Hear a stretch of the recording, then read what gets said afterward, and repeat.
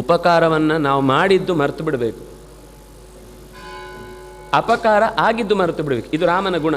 ಆರಂಭದಲ್ಲೇ ಹೇಳಿದರು, ಯಾರೋ ಒಬ್ಬ ಇಡೀ ಜೀವನದಲ್ಲಿ ಒಂದು ಉಪಕಾರ ಮಾಡಿದ್ದನ್ನು ರಾಮ ಸಿಕ್ಕಿದಾಗಲೆಲ್ಲ ಹೇಳ್ತಿದ್ನು, ನೀವು ಅವತ್ತೊಂದು ದಿವಸ ಮಾಡಿದ ಉಪಕಾರ ಕೃತೇ ನೈಕೇನ ತುಷ್ಯತಿ.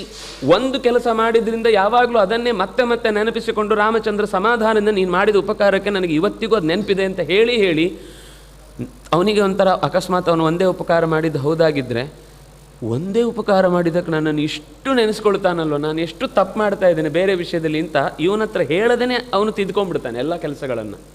ಅಂದರೆ ಇದೊಂದು ತಿದ್ದುವ ಗುಣ. ಒಂದು ರಾಜನಾಗಿ ಅಥವಾ ಒಬ್ಬ ನಾಯಕನಾಗಿ ತಿದ್ದುವ ಗುಣ ಹೇಗೆ ಅಂದರೆ, ಎಲ್ಲದಕ್ಕೂ ಒಂದೇ ಬಾರ್ಕೋಲು ಉತ್ತರ ಅಲ್ಲ.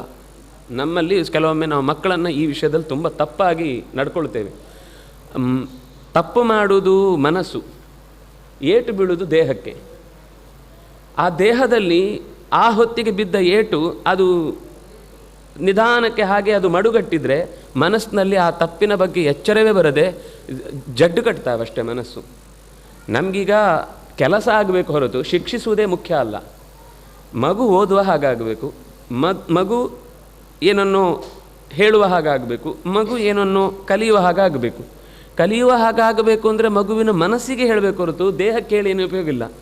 ನಾವಾದರೂ ಆ ಮಕ್ಕಳ ವಯಸ್ಸಿನಲ್ಲಿ ಅದೇ ತಪ್ಪು ಮಾಡಿದವರು, ಅದೇ ಥರ ಒದ್ದಾಡಿದವರು, ಅದೇ ಥರ ಕಿರಿಕಿರಿ ಮಾಡಿದವರು. ನಮ್ಗೆ ಈಗ ಆ ಕಾಲದ ಕೆಲವೊಮ್ಮೆ ಅವರು ಅಷ್ಟು ಜೋರು ಮಾಡಿದರು, ಆಮೇಲೆ ಅಷ್ಟೇ ಪ್ರೀತಿ ಮಾಡೋದು ಗೊತ್ತಿತ್ತು ಅವರಿಗೆ.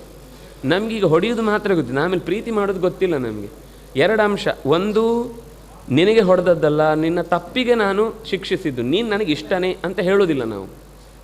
ನೀನು ಇಷ್ಟ, ಆದರೆ ನಿನ್ನ ಈ ತಪ್ಪಿನ ಕೆಲಸ ನನಗೆ ಸಹಿಸುವುದು ಕಷ್ಟ ಆಯಿತು, ಅದಕ್ಕೋಸ್ಕರ ಶಿಕ್ಷಿಸಿದ್ದೇನೆ ಅಂತ ನಾವು ಬೈಫರ್ಕೇಟ್ ಮಾಡೋದಿಲ್ಲ. ಅದು ಮಕ್ಕಳಿಗೆ ಏನು ಅನಿಸುತ್ತೆ, ಹೊಡಿತಾರೆ ಅಂದರೆ ನಾನು ಅಂದರೆ ಇಷ್ಟ ಇಲ್ಲ, ನಾನು ಅಂದರೆ ಅವರಿಗೆ ದ್ವೇಷ ಅಂತ ಇಷ್ಟೇ ನಮಗೂ ಹಾಗೆ ತಕ್ಷಣ ಅನಿಸೋದಲ್ವ. ಆಮೇಲೆ ಯೋಚನೆ ಮಾಡಿ ಗುರುಗಳು ಏನು ಮಾಡಿದ್ರು ಒಳ್ಳೆಯದೇ ಮಾಡ್ತಾರೆ ಅಂತ ನಮಗೇನಾದರೂ ಒಂಚೂರು ಒಳ್ಳೆ ಬುದ್ಧಿ ಬಂದಿದ್ದರೆ ಆವಾಗ ಯೋಚನೆ ಮಾಡ್ತೀವಿ, ಇಲ್ಲ ಅವರು ಬೇರೆ ಎಲ್ಲ ವಿಷಯದಲ್ಲಿ ನನಗೆ ಎಷ್ಟೆಲ್ಲ ಸಪೋರ್ಟ್ ಮಾಡಿದ್ರು, ಈ ವಿಷಯದಲ್ಲಿ ಬೈದರು ಅಂದರೆ ಏನೋ ಕಾರಣ ಇರಬೇಕು ಅಂತ ನಾವು ಸ್ವಲ್ಪ ವಿವೇಕಿಗಳು ಅಂತ ಅನ್ನಿಸ್ಕೊಂಡಿದ್ದರೆ ಹಾಗೆ ಹೀಗೆ ಯೋಚನೆ ಮಾಡ್ತೇವೆ. ಮಕ್ಕಳಿಗೆ ಆ ಯೋಚನೆ ಬರಲ್ಲ. ಮಕ್ಕಳಿಗೆ ಯೋಚನೆ ಬರುವುದೇನೆಂದರೆ, ಶಿಕ್ಷಿಸಿದ್ದಾರೆ ಅಂದರೆ ನನ್ನನ್ನು ಅವರು ತುಂಬ ದೂರ ಇಡ್ತಾ ಇದ್ದಾರೆ, ನಮ್ಮನ್ನು ಬೇರೆ ಮಾಡ್ತಾ ಇದ್ದಾರೆ, ನಮ್ಮನ್ನು ಕಂಡ್ರೆ ಅವ್ರಿಗೆ ಆಗಲ್ಲ ಅನ್ನೋ ಈ ಯೋಚನೆ. ಆ ಹೊತ್ತಿನಲ್ಲಿ ಯಾರೋ ಒಬ್ಬರು 1-2 ನಿಮಿಷ ಪ್ರೀತಿ ತೋರಿಸಿದರೆ ಮನೆಗಿಂತ ಅವ್ರು ದೊಡ್ಡವರಾಗ್ಬಿಡ್ತಾರೆ.